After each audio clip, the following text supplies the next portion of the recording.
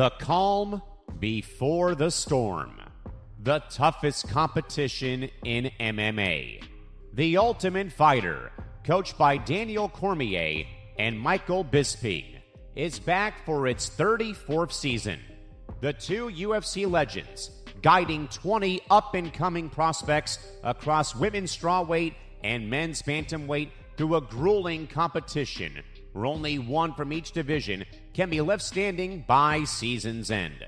The show that changed the sport forever, brought it to the mainstream, and produced the champions of tomorrow, now enters the Paramount era. Welcome to Season 3 of TUF Enough, a special collaboration of the ETV Network alongside your hosts, Tom Albano and Zain Bando. It's time for the aftermath.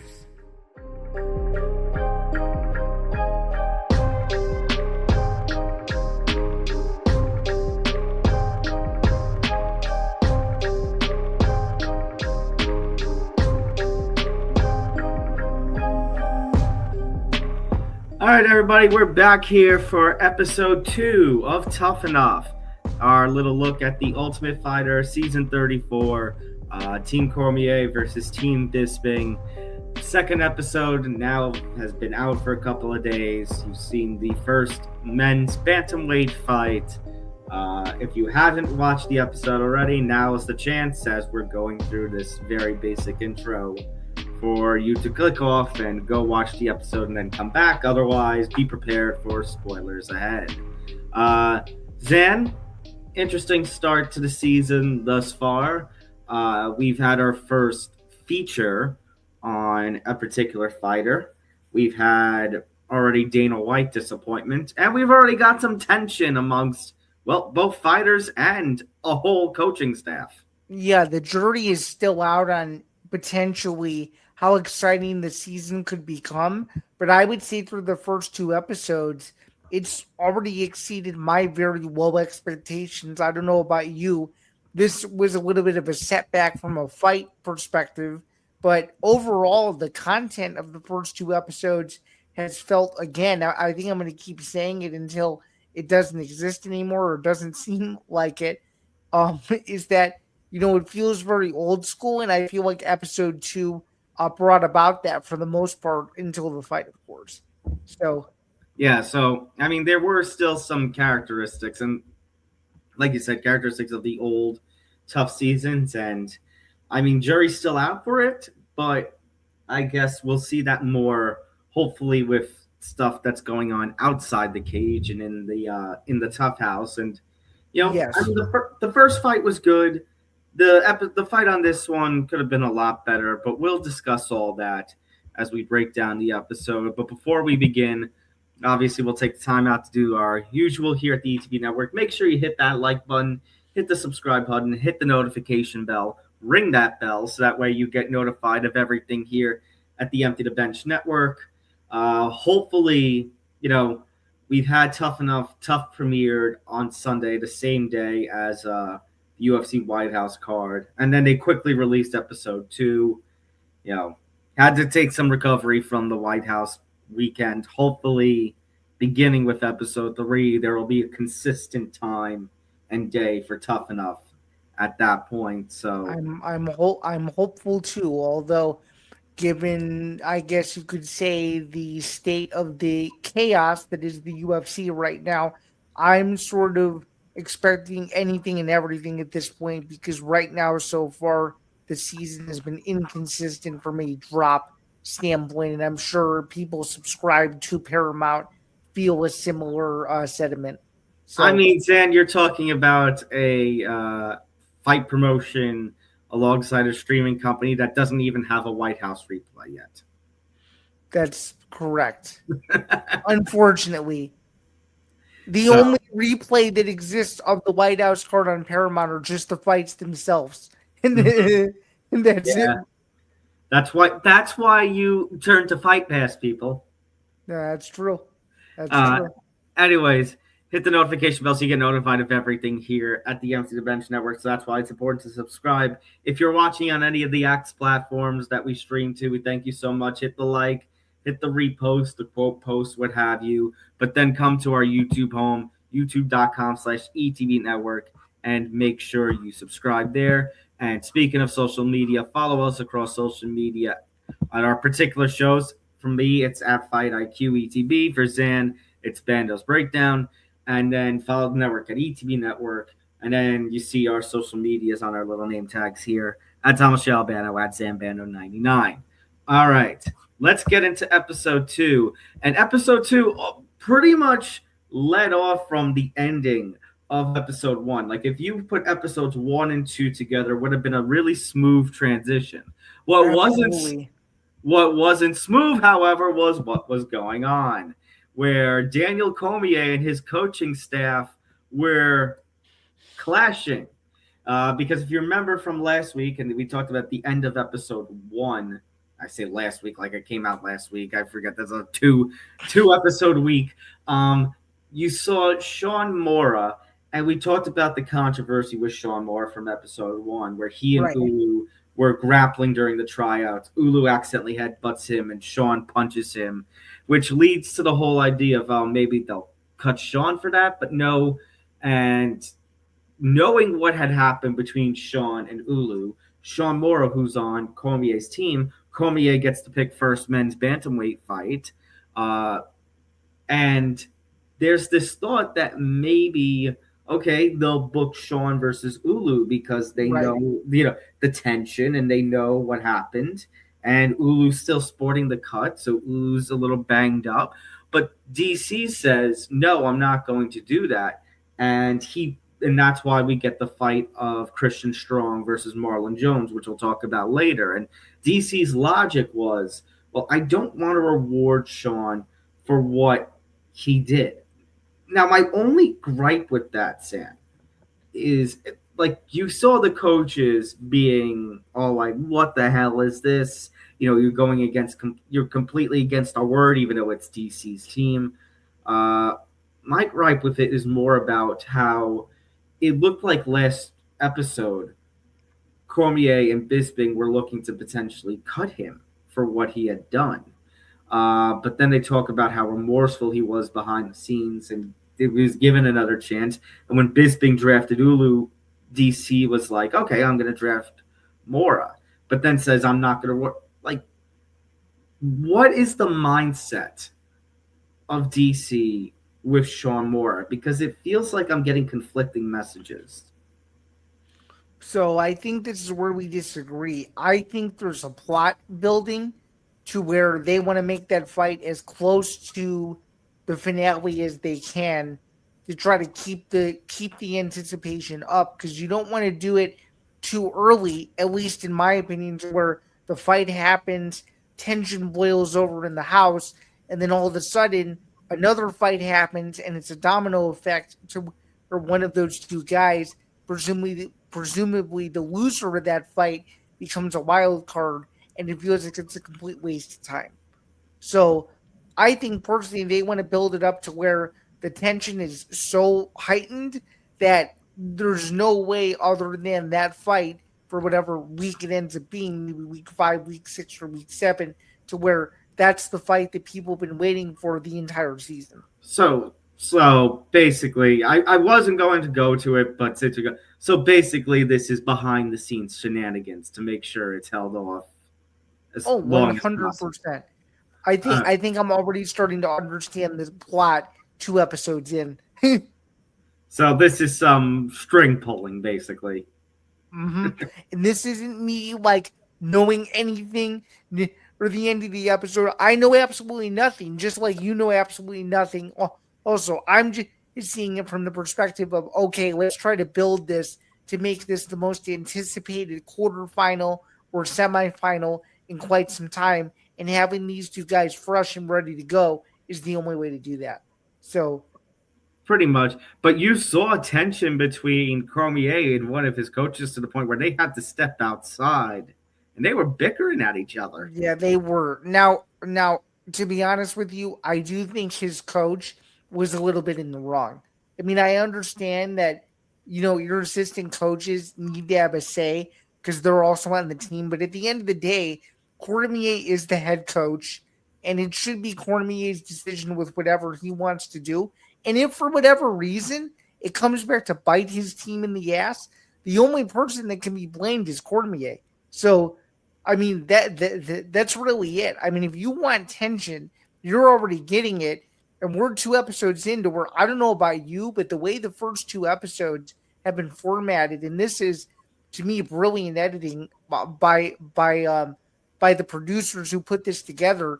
It feels like, at least so far, and maybe I haven't noticed this as much from a closer eye in previous seasons, but it feels like, to me, every episode so far is connected to the following one, et cetera, which I think for whatever reason is making this season maybe easier to follow than others, but maybe it's just me with a little bit more of a curious eye this year, because I'm curious to see how it definitely feels.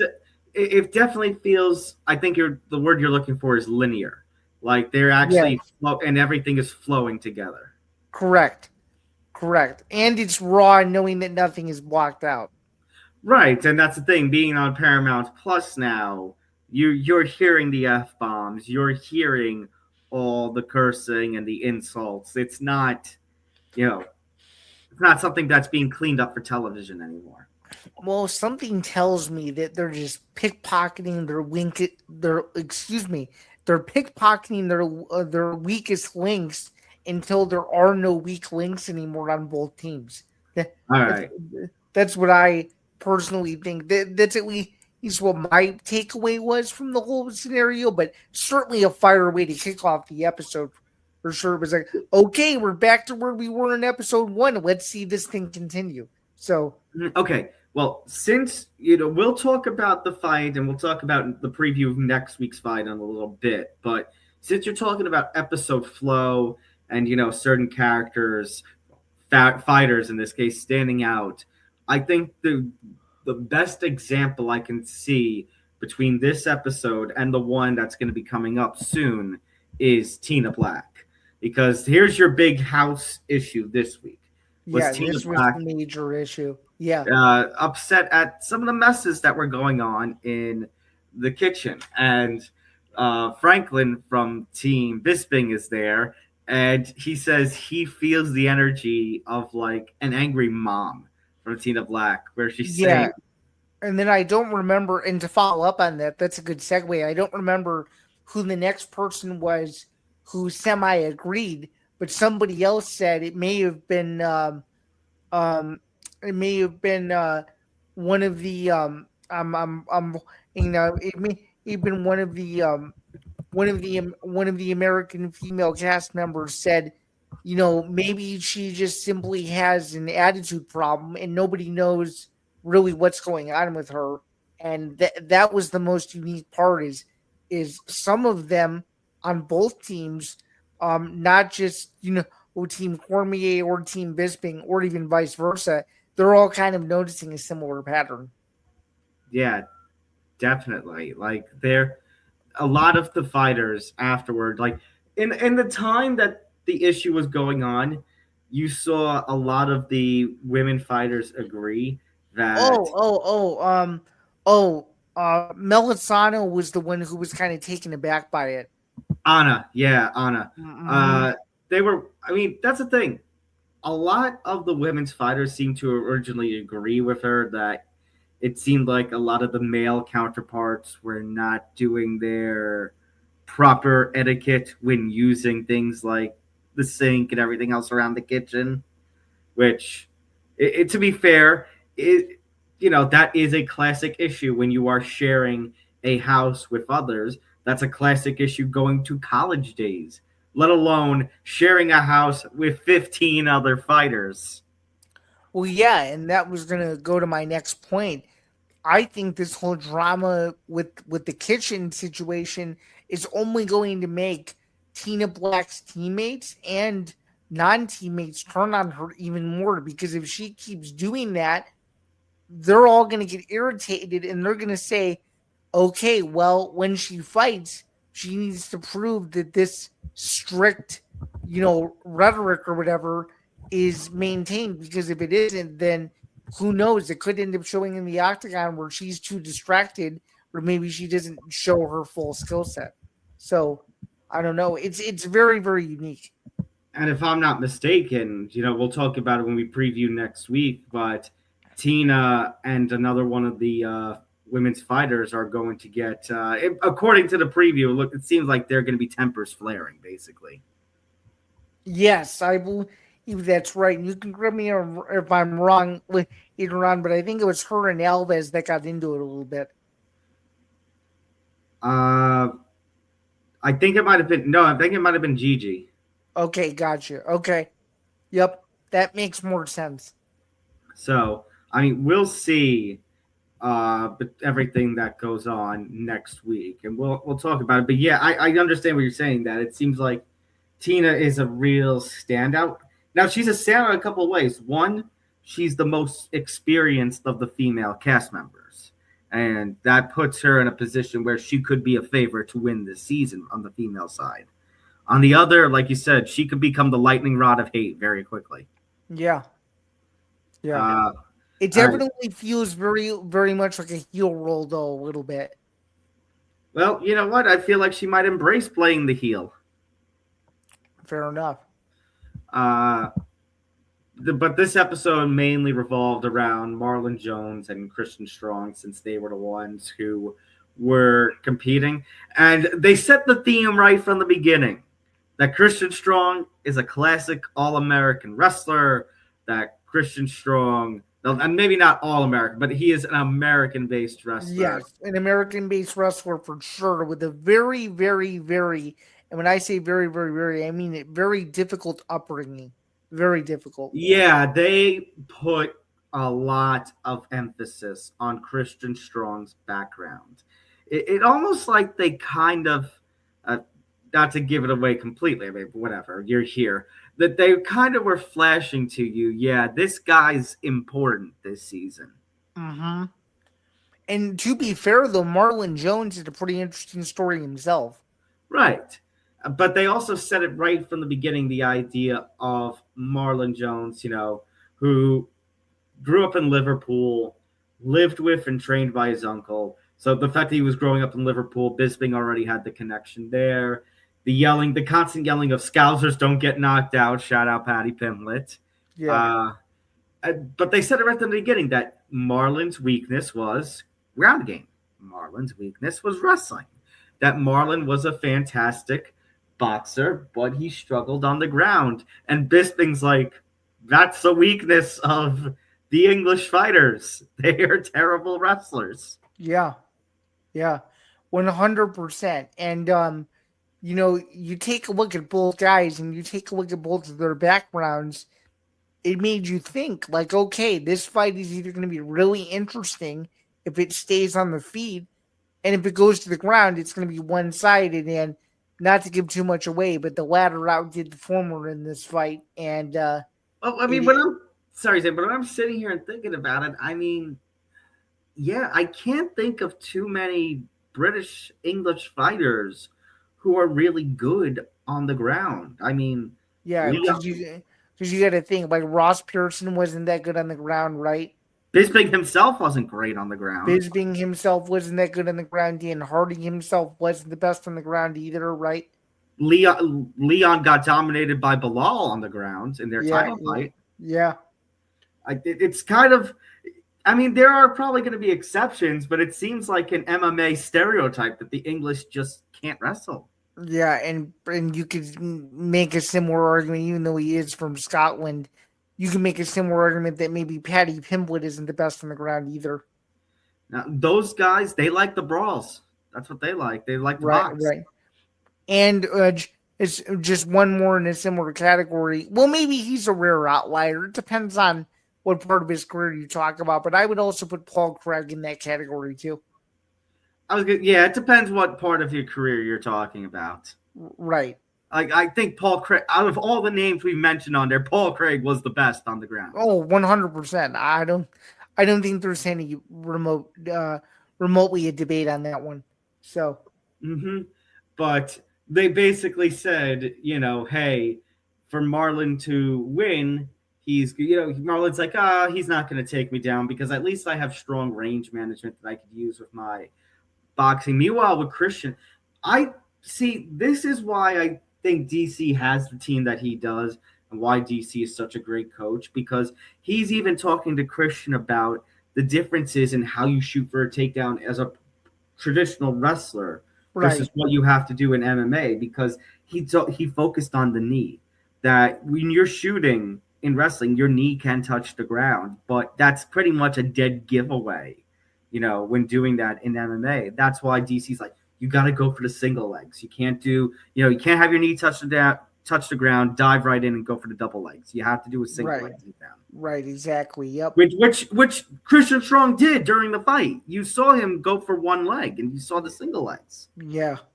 Yeah. Exactly. Would you mention the fight? So, do you think it's a good segue to the fight itself now? Yeah, absolutely. And the fact that DC was like, he knew about the weakness. Talked about the lack of urgency that he saw from Marlon Jones when he Right. talked about the ground Exactly. game in the tryouts, which again, because DC knew the weak. Listen, he even taunted Bisping and the others with it during the weigh-ins. He said, "The English can't wrestle. The English can't wrestle." He And sure did. and then Marlon Jones tells him, "Shut the F up." And I'm just laughing like, "Ooh, good. That's some good firepower. We could get something good from this."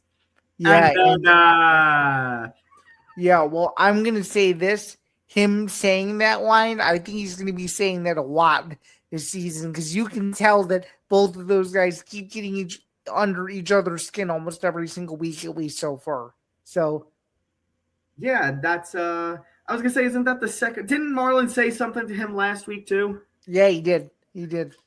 Imagine Cormier and Marlon get into a brawl at one of these weigh-ins. Yeah, so looking at the fight itself, it was a very, very, very simple fight to understand.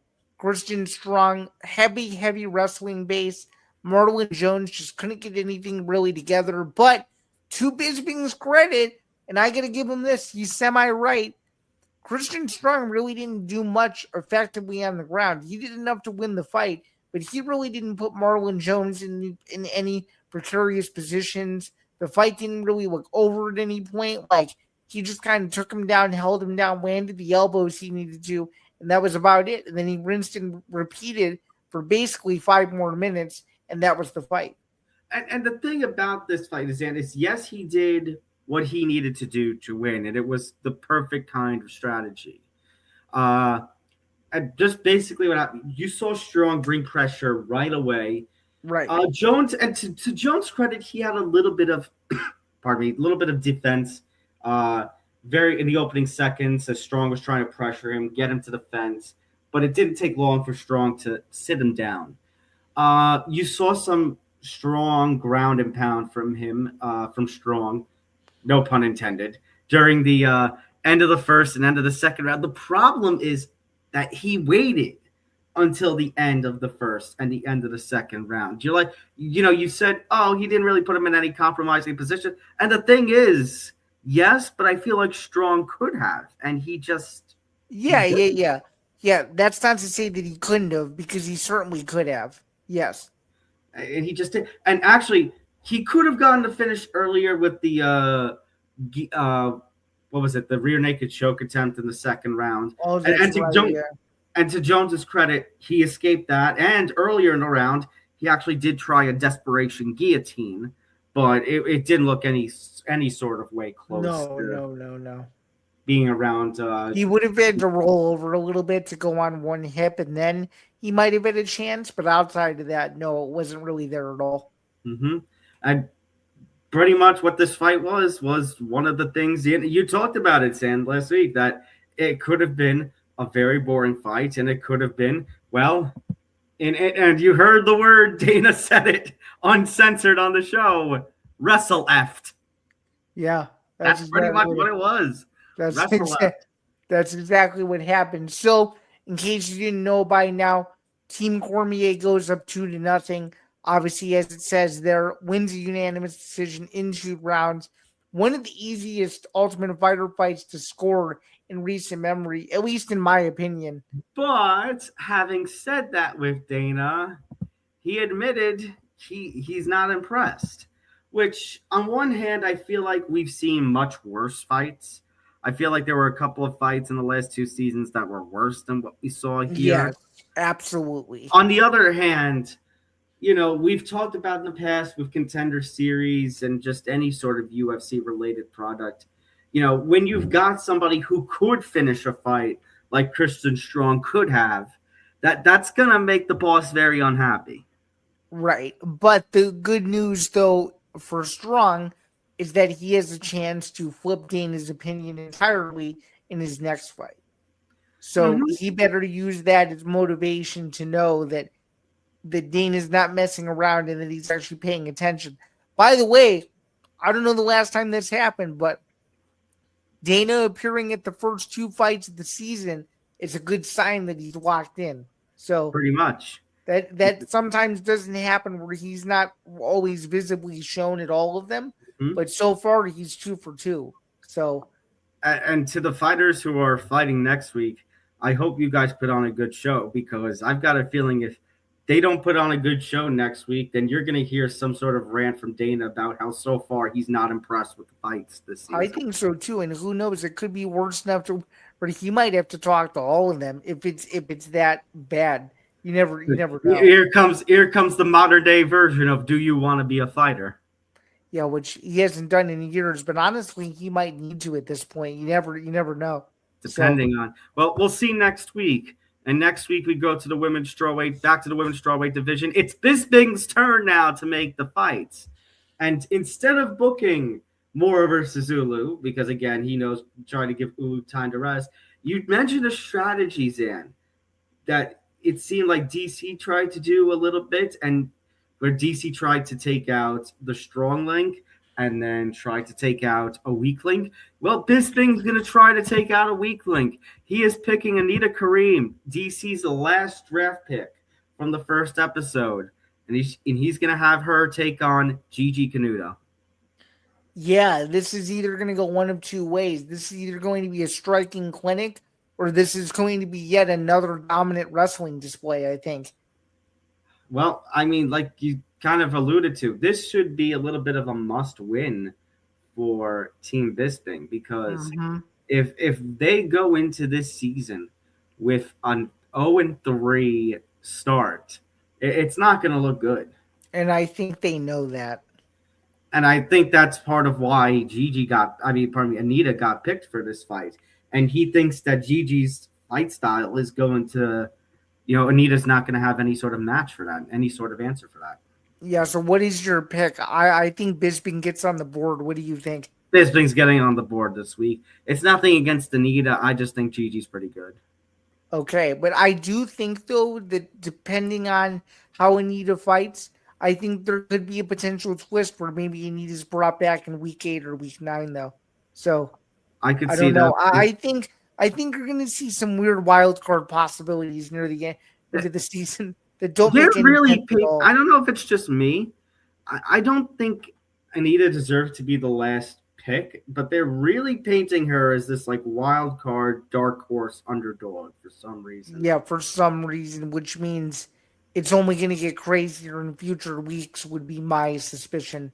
So right, which means maybe potential upset alert. I'm still going to go with Gigi, but like I said, I think the bigger concern at this point is these two better put on a good showing. Only because the first fight wasn't bad, but it was a one-sided domination. In week 2, this week, episode 2 this week, one-sided domination. If we have another one-sided domination, you might get a Dana rant incoming. Yeah, I think so. But that's essentially the fight recap. You want to preview what next week could look like outside of just the fight itself? Tempers flaring. Tina Black stirring the pot again. Yeah, how does Gigi respond? Pretty much, I'm going to go one step further.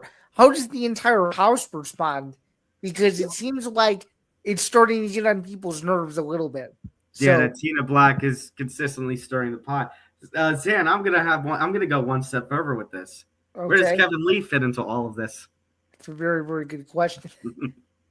Yeah, that's a good point. And for those of you, I guess, can you give the Cliff Notes version for, I guess, the newer viewers that could be watching is that maybe don't even understand why it's so Just funny. look up Chael's son and Kevin Lee. That's it. Yeah, Just Google Chael's son and Kevin Lee. That's a pretty solid way to frame it. Yeah, but we will be back for the next episode of Tough Enough. It will be episode 3. We're going to take you guys all right along, all the way up until the finale, which at the time that we're recording this, we have no idea when the finale is. So you're just along for the ride with us as we are for this. So we'll try to keep you guys as informed and locked in as possible. But that's going to do it for another episode of Tough Enough. So far, for those of you who needed a bit of a cliff note, Team Cormier leads 2-0 so far, very early in season 34 of The Ultimate Fighter. So perfect. All right. Make sure you hit that like button, subscribe button, hit the notification bell so you get notified of everything here at the ETB Network. If you're watching on social media, on the X platforms, hit the like button, hit the repost, hit the quote post, and then come to our almost hit the wrong button there. Come to our YouTube home, youtube.com/ETB Network, so you get notified of everything going on here at the network, whether it be Tough Enough episodes, Fight IQ episodes, Bando's Breakdown episodes, Zanzinger Part 2 episodes, Fight IQ to Puncher's Chance episodes, and so much more.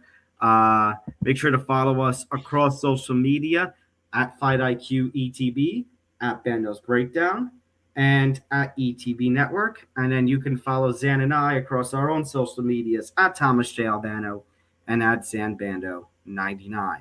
But yes, that's going to do it for another edition of Tough Enough. Double episode week 1 to start things. And then hopefully you will see us not too long after, at some point, hopefully on Tuesday, the week coming up, because I'm going to assume that's when it's going to drop episode 3 on Paramount Plus. I would hope so. That would make the most logical sense. I would hope so. All right. So hopefully the projected, episode 3 of Tough Enough releases then Tuesday afternoon, early evening at some point. That would be correct. All right. But that's Zain. I'm Tom. We'll see you next week for another edition of Tough Enough. Until then, take care, everyone. Take care. Have a good one, everyone. Cheers.